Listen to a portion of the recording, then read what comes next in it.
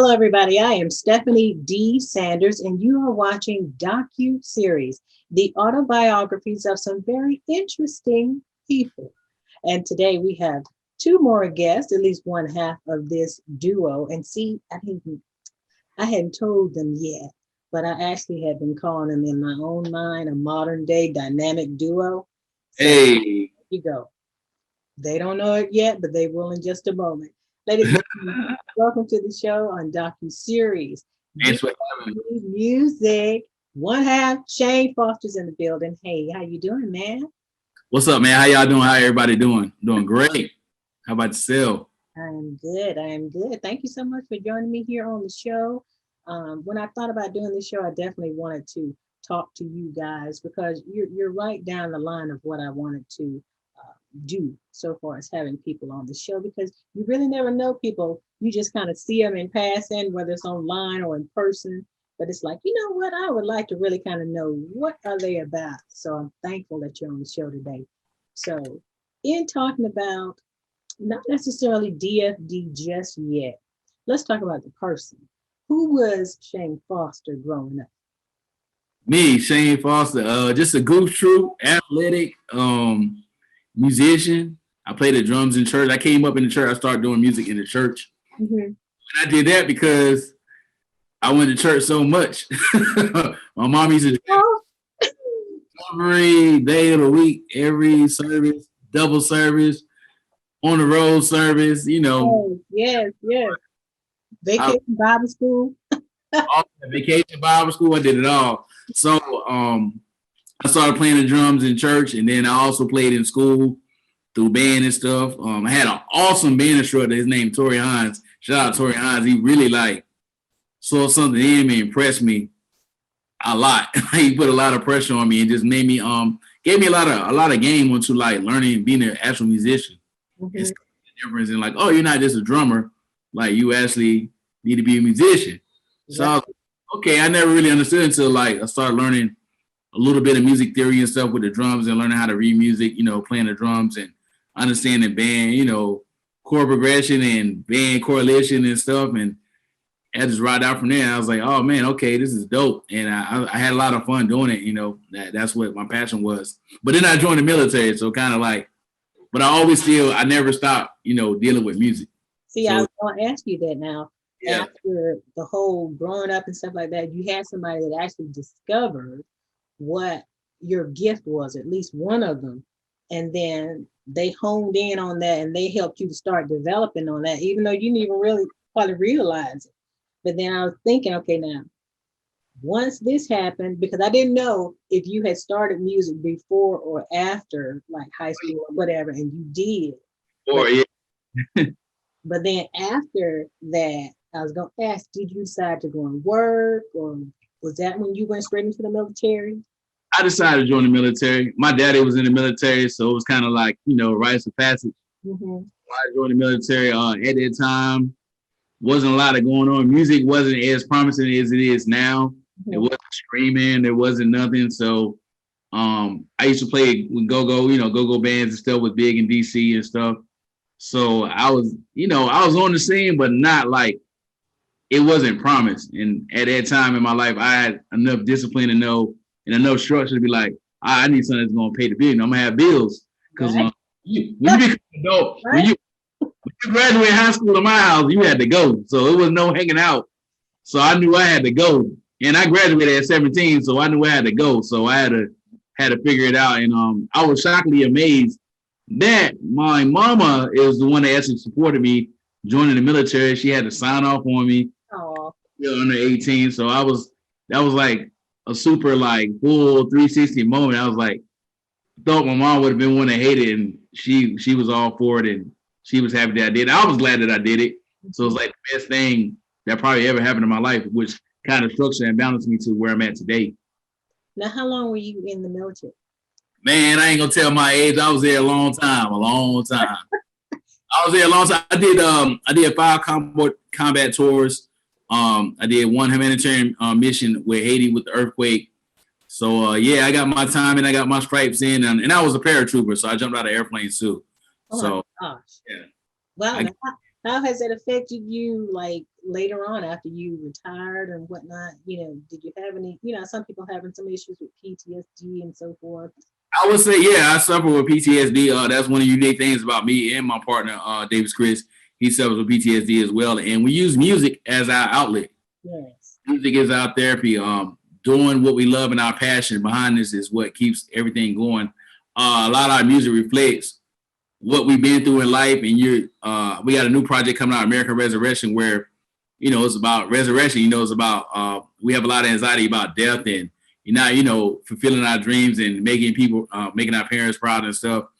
And it's just a lot of stuff about hope. And, we got another song, Blood Ain't Thinking in Water, that talks about sexual abuse among children, which is based on a true story with someone we know. And it's just like, our music reflects like what we've been through in life. And we feel like a lot of people relate to that because of what we've been through with, dealing with the PTSD and being homeless. Like everything that came with it, we done it already. So it's kind of dope to be able to talk about it later and laugh about it and, and encourage other people to push for greatness too.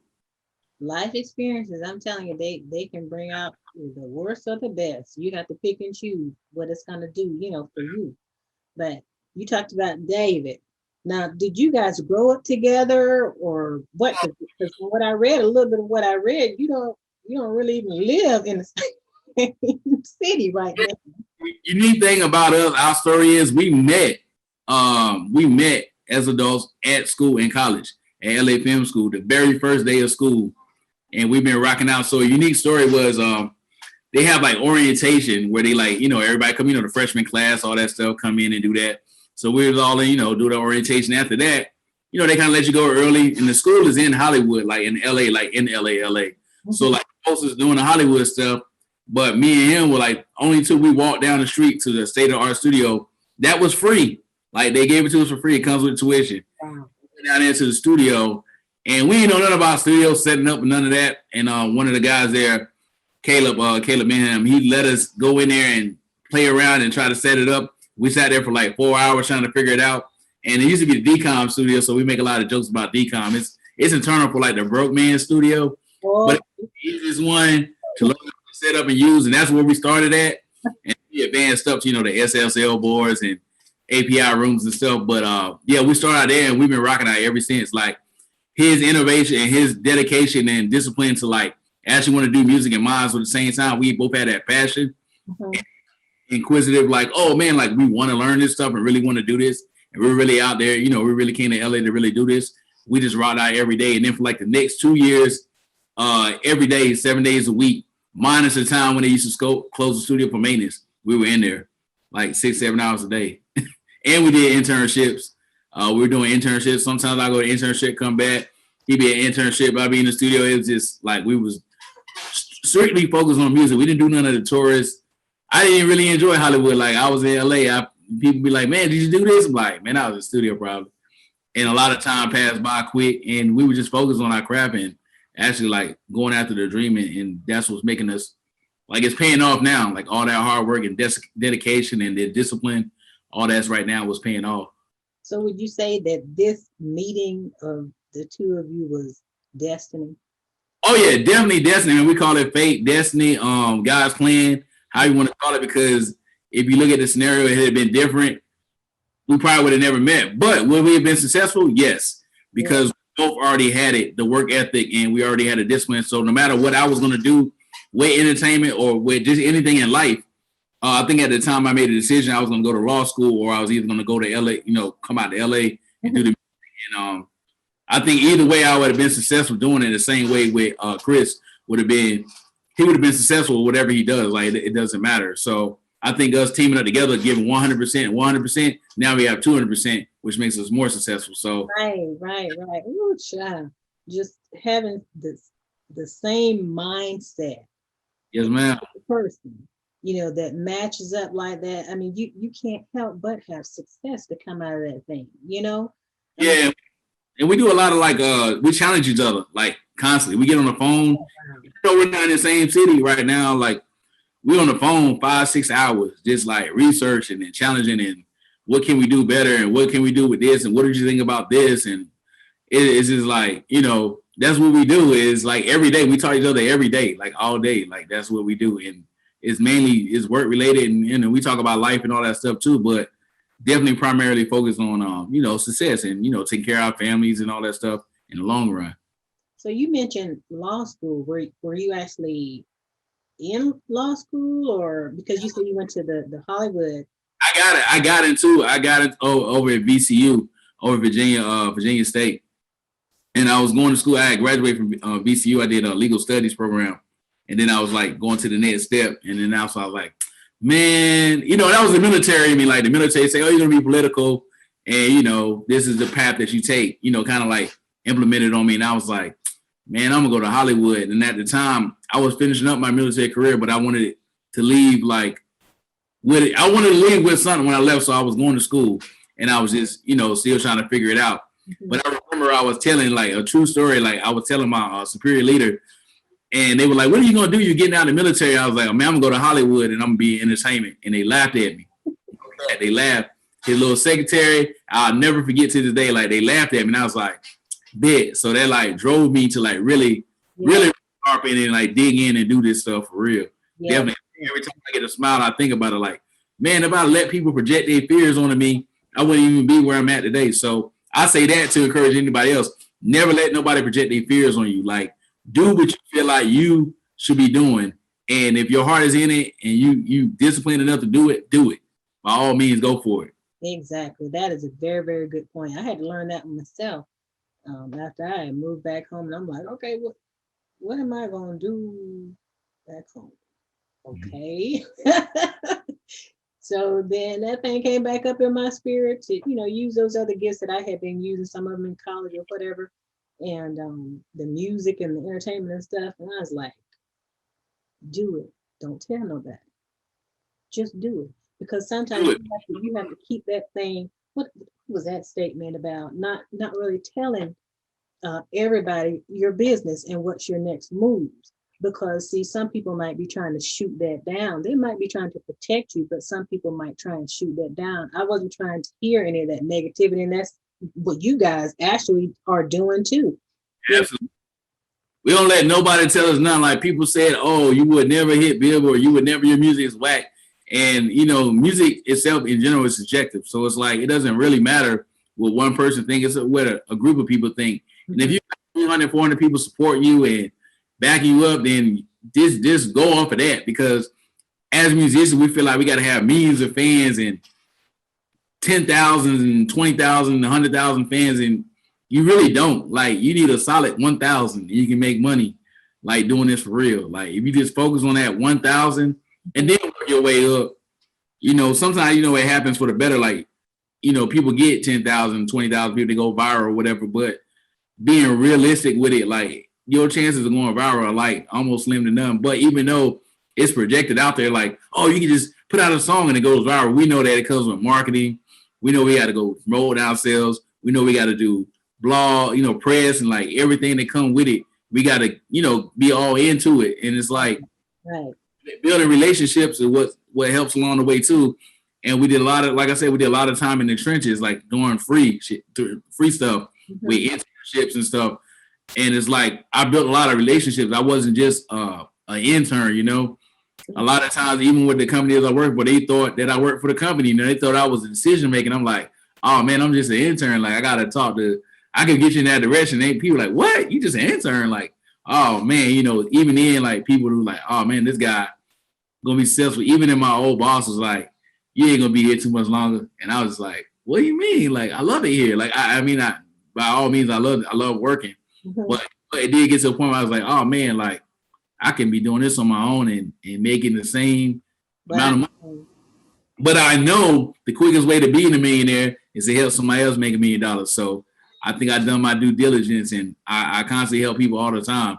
So I feel like my time is coming, it's on the cusp. Me and David, we talk about all the time, we all want to be wealthy. We don't want to just be rich. We want to be wealthy. And thank you. Yeah. Ain't nothing wrong with that. There's nothing wrong with that. My thing is, I look at sometimes what do people do with the wealth, when they get it. I understand, we do things for ourselves and our families or whatever, but sometimes not that's just me. Sometimes people just be doing too much, Yeah. really, whatever. And even with the little bit we do get, we still give back a lot. I just did a food drive yesterday, and I got another one coming up, Toys for Tots and all that coming up, and we do, and we donate to charities and organizations. Like the one song is proceeds from that record is going to like I'm sorry, Darkness to Lightness, and it's like a organization that helps children that's been sexually abused, Mhm. and then help them get over and overcome it. So it's like, yeah, we donate and we do our due diligence definitely in the community to make sure, we strive. And I think a lot of people, that's what grabs on. So people like, oh, these guys could be doing this and this. Yeah. And turning up and having fun and living our best life. But we really just be chilling. Like we literally chill a lot. Like my partner, Davis Chris, he doesn't drink or smoke, never did that in his life. I taste from time to time, but what, I don't smoke. But yeah, I like to indulge in a little alcoholic beverage, but it's died down a lot from versus when I first, got into this. It's definitely died down a lot. Mhm. See, you were probably really excited and this and that or whatever, but now you got to really, really, really, Yeah. really deep in the trenches. Hold on, we're gonna cut it right here. Y'all hold on. We're gonna be right back so we can talk a little bit more with Shane Foster of DFD Music about this. The music industry is constantly changing, and with that, so does your marketing, production, mix, and master. Let DFD Music step in and get your sound right, so your music can be heard across the world. DFD Music has landed music on 6 Spotify editorial playlists in different genres. DFD's effective marketing strategy has landed them on Billboard 3 times in different music genres. DFD Marketing has also landed some of their music on radio, TV, and film, and curated playlists, totaling over 1 million playlists and 4 million streams. Let DFD do all the heavy lifting for you and take your music career to the next level. Book services now at www.dfdmusic.com. Hello, everybody, and welcome back to docu-series, the autobiographies of some very interesting people. We've been talking today to Shane Foster from DFD Music. He is one half of that group. David Chris is not with us, but he is definitely interjecting some information about him and for their business. Now we're going to get down to the nitty-gritty of the business side. We learn more from him about him personally, but now let's talk about the business. What is DFD Music all about? So DFD, the actual, everybody always asks first what it stands for, and it's pretty much Davis Chris is a dynamic duo. He's a GOAT of when it comes to production and engineering and songwriting. He does it all. We both, are super talented, but he's definitely the GOAT. So it's Davis Foster Davis, and that's it. Like it's nothing unique. It just was our brand. It was just something that was inquisitive, and we had to come up with on the fly. We were trying to do, bigger business and distro at the time. And we had to come up with a brand instead of just being individuals. But pretty much our business helps independent artists when we mainly primarily focus on marketing, but we also are into production, engineering, songwriting, because everything that you see and like everything is all us. It's us internally. And we have a small team that we built over time, over this year, over the time since COVID. But for the most part, the production, the engineering, the songwriting, and the marketing is all done internally. So we figured we can offer that service to other independent artists and actually get them at the same level they were on, where you actually start making money and you can actually be independent and and live and be successful that way, instead of doing little stuff and like trying to chase a deal and chase down, be in a rat race and chase down money from a deal or get signed to a label. And it's like, you really can do this on your own. You just have to do it the long way. We did it the long way, and we can shorten it up if you get the market services through us. So that's what our business is about, is getting them where they need to be at. So when labels do look at them and stuff, they have negotiating power. The tables are turned a little bit for them in their favor. Okay, so you really just kind of start things off for them. You really knock off a couple of the steps to this whole process of the way an independent artist would go after. Save them a lot of money, because like I said, we learned along the way we wasn't perfect and get screwed out of money and spend money the wrong way and spend it on the wrong stuff. We kind of already know what it has to be spent on. So we come up with a marketing plan built around their geographic, their demographic and stuff, what they have going on, and then go, you would agree with this or you're not. And a lot of times be like, well, I don't see this and this. It's like, is there ROI behind it? Just try to talk a little sense. So when it has an ROI, you can go back. When you're getting an ROI, you can go back and do all that cool stuff. And I call it look at me. You want people to look at you all the time and do all this stuff that don't really have no doesn't have any money that's coming back to you. So we try to get you to start making money from it, and then you can have the extra money to spend to do other stuff, around the entertainment. I think that approach is what helped us, because we could have done a lot of videos and all that stuff first, but we just focused on the music and actually getting it out there and actually promoting it and putting it on playlists and curating and getting on radio, and then the money start coming in. And then now we built a catalog. Once you build your catalog up, the more the merrier. So it's like now our catalog is deep. We're about 65, 70 songs deep. So it's like, now it's just generating overnight. It's just making money overnight. And we can do other focus on other stuff around the business and stuff too. Yeah, that's awesome, because you think about that, building multiple streams of income. I've heard that over the last several years, but you're talking about getting them started and freeing them up to be able to see that's me right there. Freeing them up to where you can branch out and do other things that you may want to do, still focusing on that, but you still have that stream of income, because music and film, television shows and things like that are things that can create that income that's residual, that will keep rolling over. Every time it pops out there on TV, every time it pops out there on radio, it still continues to generate money without you having to work for it. And that's what she said. I might say that a lot throughout the show, y'all. Just when something agrees with my spirit like that. Go with it. Go with it already. It's all natural. Yes, ma'am. So you talked about having a team, and I know that's really important, with a business like this, and there's so many different entities to what you do. How many people's on the team? What are some of the jobs or hats that you and David actually have to do within the team? Actually, we have Debbie, which actually that's another story. She ended up being on the record, right place, right time, and so like that's what it's about. Just help everybody achieve their goals. But we got Debbie, we got Hal, we got Jeffrey, we got freaking Jason, and I'm trying to think who else I'm missing. Lawrence, LJ. So just a team of people with different, that brings different things to the table. Mm-hmm. Overall, we put everything together so we don't have to because like I said, everything we did up to this summer was all me, Davis, Chris. Like just 2 deep, behind a laptop, 2 different places, across 1,000 miles from each other, and we made it happen. So we know, like, even with adding more people to it, it's only gonna expand us even further. We know we's at a certain level. We're like, man, I'm running out of time, man. We gotta have somebody that can do this and do that, do X, Y, Z.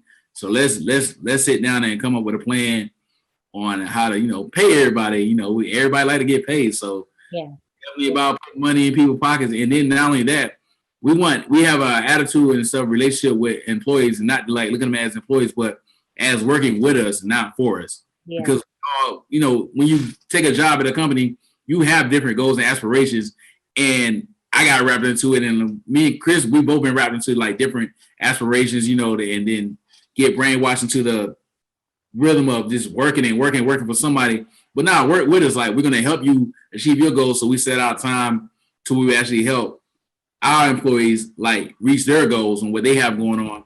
And anything we can do to help, we want to be able to do too. So even if it's like, yeah, man, I need some more engineering credits, and we know we're working on big records, like, well, come on, slide on into this session and we get you in the mix on this, or you want to be on the record, by all means, like, you think you're ready, and all right, get on this record, like, let's go, the pressure's on.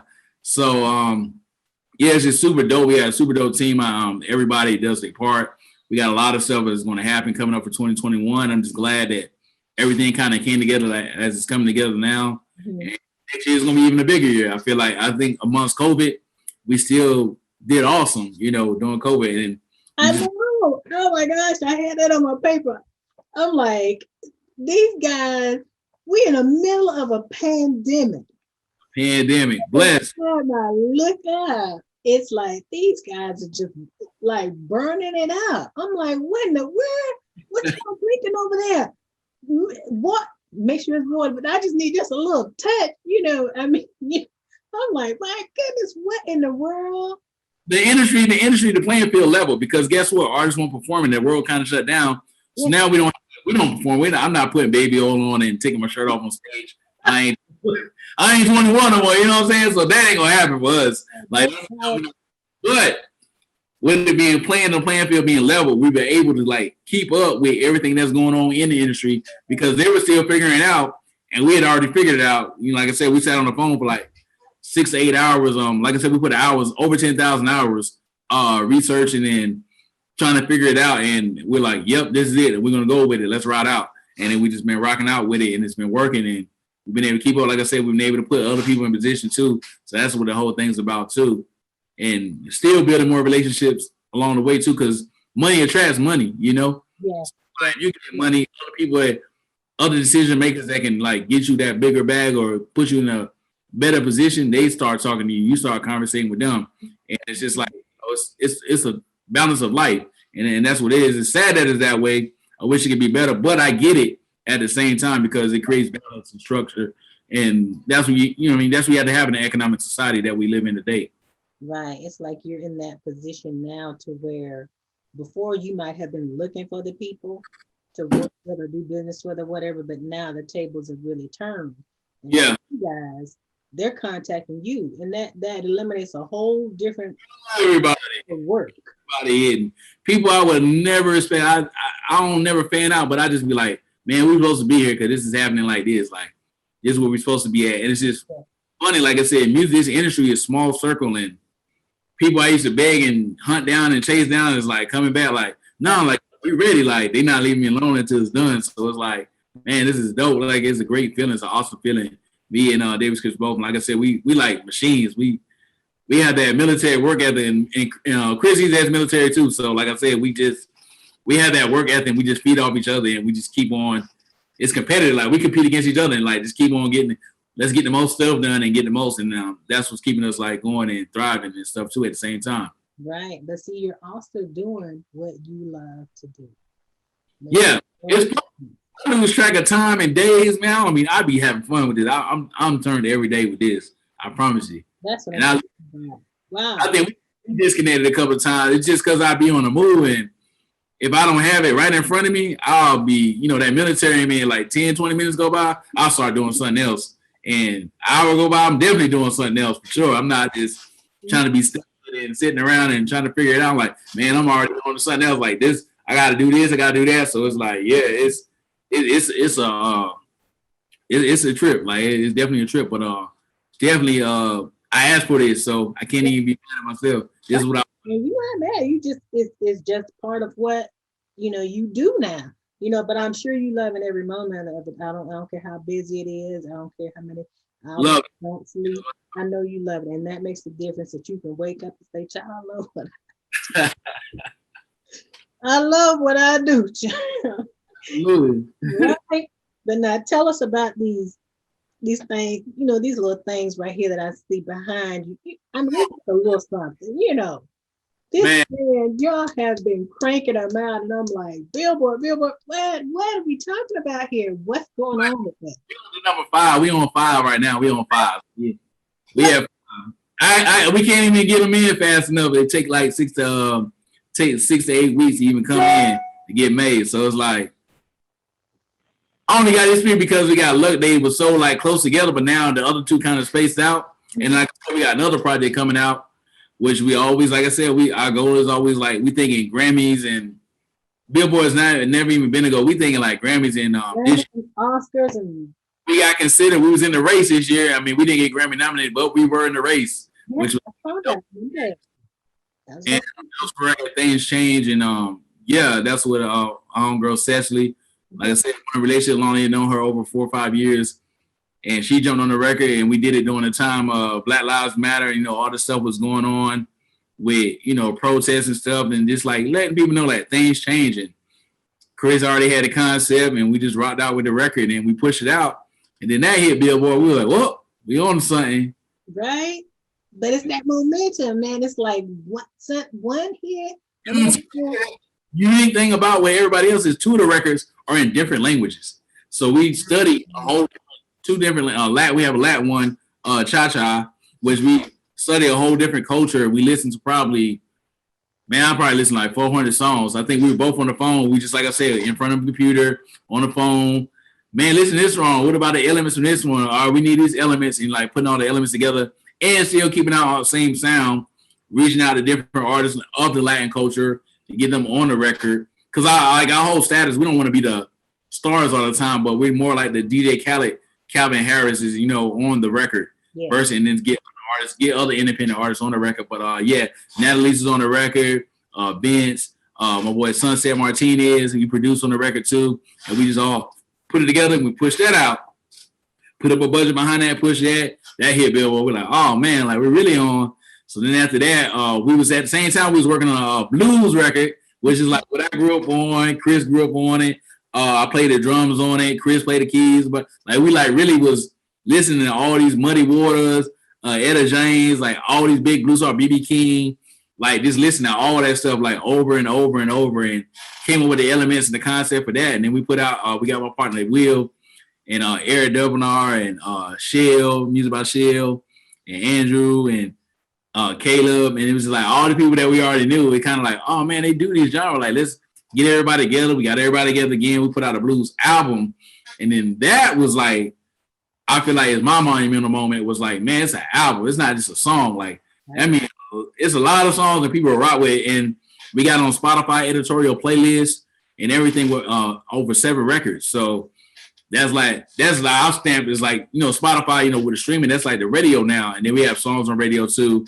Mm-hmm. And all that happened, and the streaming and the sales. And now which one was the one that I see? Let's see. That had over 3 million streams. Which one was that? Oh, that was Hits and Collection. So that's our very, very first project that we worked on. It was a combination of songs. That was we worked with Yo Gotti, Young Dog, Boosie, Beat King, Chameleon, like all these big stars now before they were like big. And we put a project out. Yeah, it was dope. It was our first hip hop. Like this, it was just a combination of songs. We just want everything in one place and let everybody, hear it and record it. And that's one of our bigger records. And Get That was a real big record. That was our very first single that we did together.